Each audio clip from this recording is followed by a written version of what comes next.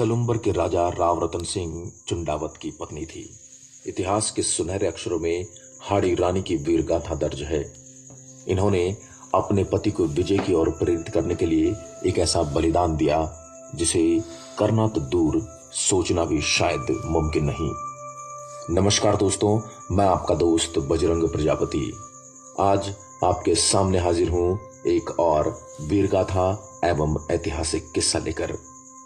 आज हम बात करेंगे हाड़ी रानी की, जिन्होंने एक ऐसा बलिदान दिया जिसके बारे में सोचने से ही रोंगटे खड़े हो जाते हैं। अगर आप हमारी वीडियो पहली बार देख रहे हैं तो हमारे चैनल को लाइक करें, सब्सक्राइब करें और साथ ही दिए गए बेल आइकन को जरूर दबाएं ताकि हमारे हर वीडियो का नोटिफिकेशन आप तक पहुंचता रहे।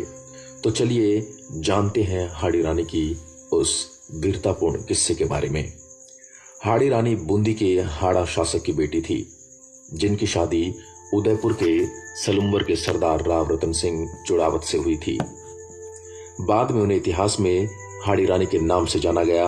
हाड़ी रानी एक ऐसी वीरांगना थी जिन्होंने अपने अस्तित्व की रक्षा के लिए अपने पति को उसका फर्ज याद दिलाने के लिए अपना सिर ही काट कर पेश कर दिया, ताकि वह अपनी नई नवेली दुल्हन के मोहपाश में बंधा अपने राष्ट्र धर्म से विमुख न हो। यह उस समय की बात है जब मेवाड़ पर महाराणा राज सिंह 1652 से 1680 का शासन था।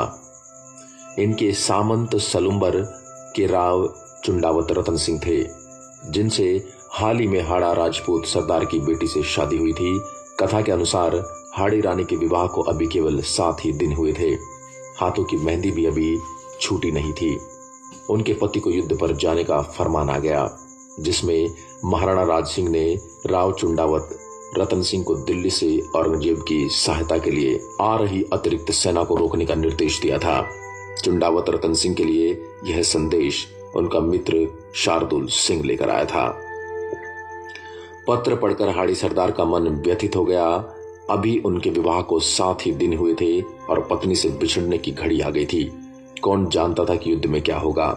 एक राजपूत रणभूमि में अपने शीश का मोह त्याग कर उतरता है और जरूरत पड़ने पर सिर काटने से भी पीछे नहीं हटता।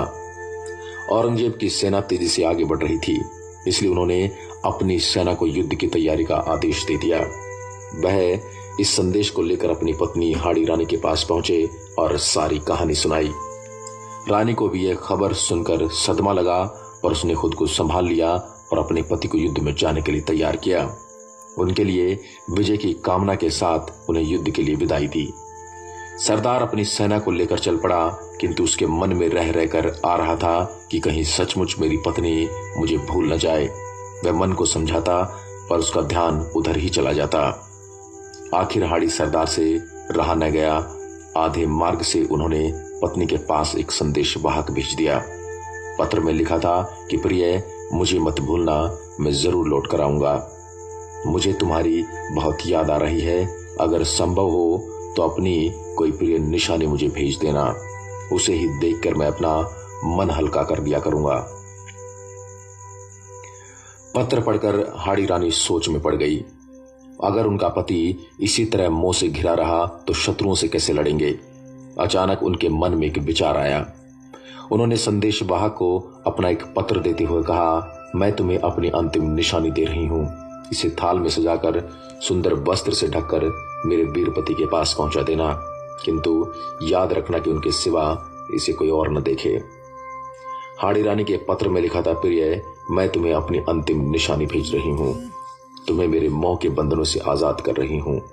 अब बेफिक्र होकर अपने कर्तव्य का पालन करना। मैं स्वर्ग में तुम्हारी बाट जोहूंगी। पत्र संदेश वाहक को देकर हाड़ी रानी ने अपनी कमर से तलवार निकाली और एक ही झटके से अपना सिर धड़ से अलग कर दिया। संदेश वाहक की आंखों से आंसू निकल पड़े। स्वर्ण थाल में हाड़ी रानी के कटे सिर को सुहाग के चूनर से ढककर संदेश वाहक भारी मन से युद्ध भूमि की ओर दौड़ पड़ा। उसको देखकर हाड़ा सरदार ने पूछा, क्या तुम रानी की निशानी ले आए? संदेश वाहक ने कांपते हाथों से थाल उसकी ओर बढ़ा दिया। हाड़ी सरदार की आंखें फटी की फटी रह गई और वह उन फटी आंखों से अपनी पत्नी का सिर देखता रह गया। उसके मोह ने उससे उसकी सबसे प्यारी चीज छीन ली थी। अब उसके पास जीने का कोई औचित्य नहीं था। उसके मन ही मन कहा, प्रिय, मैं भी तुमसे मिलने आ रहा हूं। हाड़ा सरदार के मोह के सारे बंधन टूट चुके थे। वह शत्रु पर टूट पड़ा। इतना अप्रतिम शौर्य दिखा कि उसके मिसाल मिलना बड़ा कठिन है। जीवन की आखिरी सांस तक वह लड़ता रहा। औरंगजेब की सहायक सेना को उसने आगे नहीं बढ़ने दिया जब तक मुगल बादशाह मैदान छोड़कर भाग नहीं गया था।